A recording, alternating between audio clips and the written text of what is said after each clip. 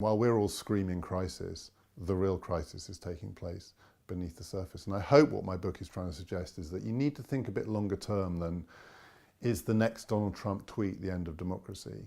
So democracy will survive the next Donald Trump tweet, but it might not survive climate change. Democracy will survive Brexit, but it might not survive the gradual erosion of some of the basic institutions, free information, free press. But we don't focus on that. We're waiting for the moment where we see, the enemy in plain sight.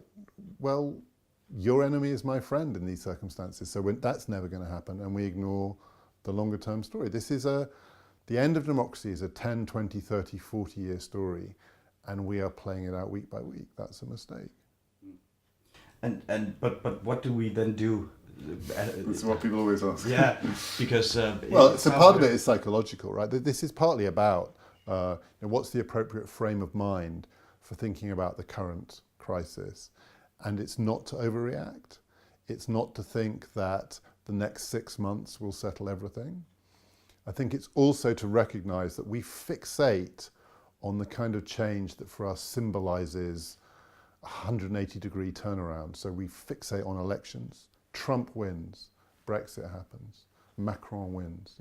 Populism is going to sweep Europe, then Macron wins. Populism has been defeated in Europe.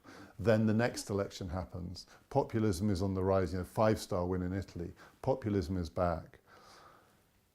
Elections do not decide the fate of democracy, institutions do, and the institutions aren't changing at all. So that the people are changing, the policies are changing, the way we do politics is not changing.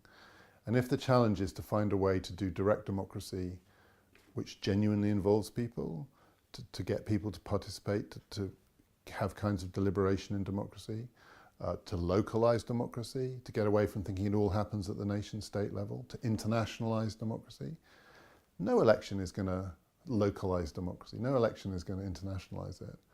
That is long-term institutional change. And that's about thinking through the structural forces at work. And we're fixating on the people. Trump is a symptom, he's not a cause. So part of what we need to do is recognize that waiting for the next savior to come along to make all this right means waiting for the end of democracy.